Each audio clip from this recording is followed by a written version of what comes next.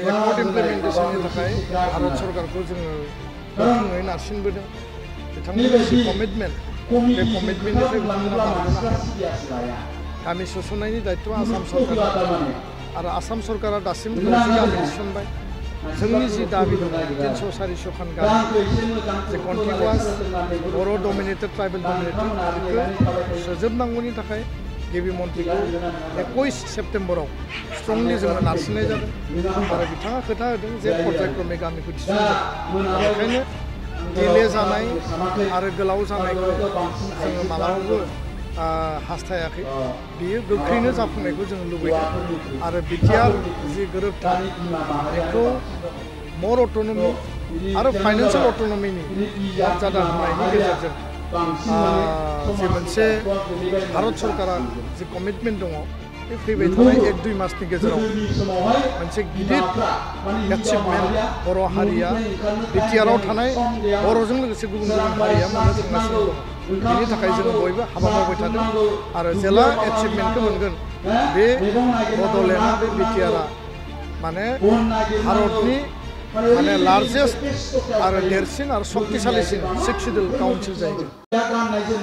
भेरगाव दख'रा दुलाराय बर' फरायसा आफादनि जि जथुम्मा 35थि दिनै बे गेवलां मेल जिहेथु जोंनि मोनफ्रोमबो दख'रा दालाइसा आरो जिल्ला आफादा आथिखालाव कनफारेन्स आरो कनभेनसन खुंगासिनो दङ। बे हाबाफारिनि गेजेरजों बर' आइ आफा रायजो राजाफ्रा दिनै जेरावबो बाहागो लादों। दुलाराय बर' फरायसा आफादा जिहेतु माहारिनि सिनस्रि हारिनि लाइमोन युथ फर्स बर' हारिखौ एम्पावार खालामनाय समाज सोलोंथाइ रांखान्थि जोंनि सामाजिक आरो राजखान्थियारि गासै बिथिंखौ जोङो गोख्रोङै नोजोर होनानै दावगाहोनायानो जिहेतु एबसुनि गुबै जि थांखि आरो बेखायनो हारिखौ जेब्लाबो जोङो सांग्राङै आरो गोख्रोङै शक्तिशाली खालामना लाखिनांगौनि थाखाय बेबायदि जथुम्मानि गेजेरजों मोनसे एवारनेस केम्पेइन जायो आरो हारिनि आथिखाल आरो इयुन आरो थांनाय समाव हारिया बबे बबे थासारिजों जोङो आगान सुरबोखो बा बारबोखो जोंनि खैदां खैफोद जोंनि माने मोननाय गोमानाय जोंनि दुखुनि सम जोंनि सहायनांनाय आत्मबलिदाननि सम बे समफोरखौ जोङो गोलाव सम बारबोबाय आरो इयुनाव गेरेमसा हारि दानांगौनि थाखाय बड'फानि जे सानथौ सानस्रि दङमोन आरो जोंनि आल्टिमेट थांखिसिम सहैनांगौनि थाखाय जोङो हाबा मावलांबावनांगोन। BSc मोननाय BTC मोननाय बिटिआर मोननाय बे जोंनि मोनसे गौरबनि बाथ्रा।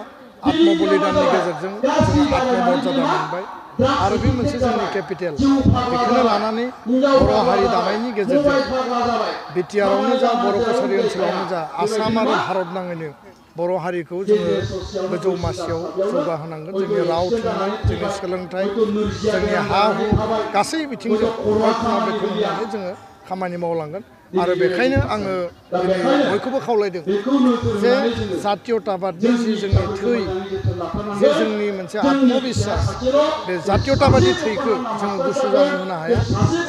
जोङो आरोबाव जुजिलांबावनांगोन। जिखिनि जों मोनदों बेखौ जोङो मुल धन हिसाबै लानानै जोंनि हारि दानायनि थाखाय जोङो रेस जि मोनसे कम्पिटिसन जि सोलियो मुलुगाव बे रेसाव जोङो जेब्लाबो सिगां जाहैनांगोन। दा प्राय 5 बोसोर जानोसै आरो एकर्ड इमप्लिमेन्टेशननि थाखाय भारत सरकारखौ जोङो गोख्रोङै नारसिनबोदों।